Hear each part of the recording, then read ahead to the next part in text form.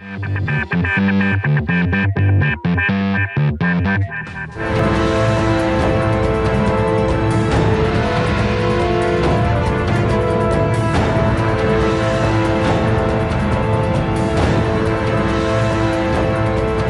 Screwed News, last month, the Marketplace Fairness Act was introduced in both houses of Congress. The act would allow states to collect sales tax from companies with no physical presence within their borders. Think Amazon or Zappos. Each year, states lose tens of millions of dollars in additional tax revenue by not being able to tax internet sales. And that lost revenue will only get larger as more and more Americans decide to make their purchases online. The lack of an internet sales tax also puts a huge burden on actual store owners who, besides having to pay the expenses of running a brick and mortar business, also have to pay sales tax. So, isn't implementing an internet sales tax a no-brainer when it comes to strengthening small businesses and improving the overall economy? My next guest doesn't think so. Joining me now is Neal Asbury, CEO and author of the book Conscientious Equity and host of the Truth for America radio show. Neal, welcome back. Hey, a very big thanks, Tom, for having me back. Thanks for joining us, Neal. Let me stipulate something to begin here and reality test it with you, because I'm not sure that I actually have this right. And I have been trying to fact check it all day and have not been able to get a really straight understanding of it. My understanding is that sales tax, in those states that have a sales tax, that the obligation to pay sales tax is on the individual consumer. In other words, if I walk into a store and I buy something for $100 and the sales tax in that state is 4%, whether I give that 4% to the store owner or whether I mail it in at the end of the year to the state, the obligation is on me to pay that 4%. And when the stores collect that 4%, they're basically doing it as a convenience to me. Now, it's facilitated by the state to make sure that they get their money, because most people won't at the end of the year add up all their receipts and say, here's what I bought. So are you with me so far on this? I'm with you on that, and the states are just not enforcing it. The states just are not enforcing it. And so what Congress did when I think it was the Telecommunications Act, I could be wrong, but sometime back in the 80s or 90s when Congress said, okay, we're not going to have internet sales companies collect state income taxes. In part, it was that back in that day, internet coding was still fairly clumsy.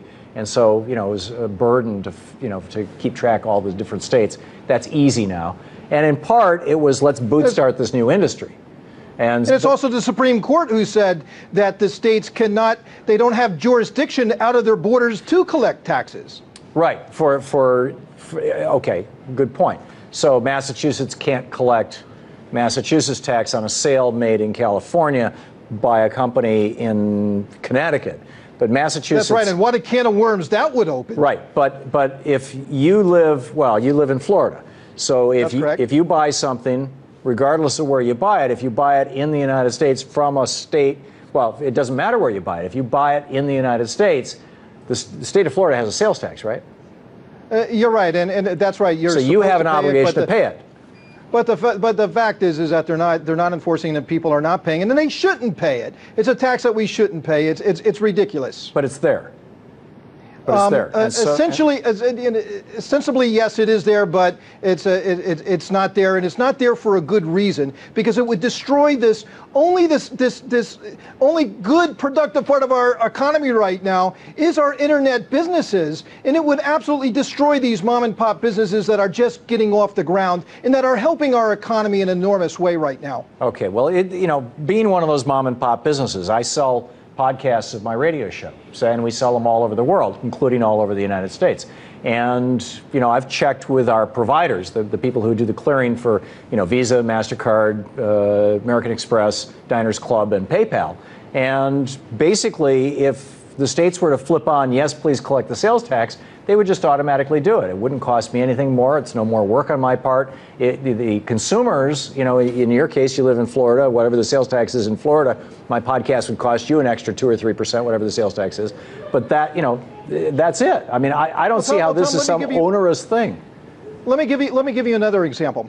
An internet business person came to see me today. They manufacture healthy snack foods, and he lost his job during the mortgage crisis, and today he has a fledgling internet business that he runs from his kitchen table. Right. He has 3 employees, and I talked to him about this today. He said if he had to collect taxes on behalf of 45 states, there's 45 states that have sales taxes, right, and there's over 9,000 jurisdictions and tax protocols in this country that he would have to know. Compliance costs would put him out of business. I totally agree with you. His business, and he's taken Neal, everything he's owned and he's put it in this business. He's got money from his parents, he's borrowed from his friends. He's out of business, and his employees don't have a job. Multiply that by hundreds of thousands of internet businesses, and we can at least add another million to the unemployed in this country. Neal, I totally agree with you. If we would enforce this. I totally agree with you.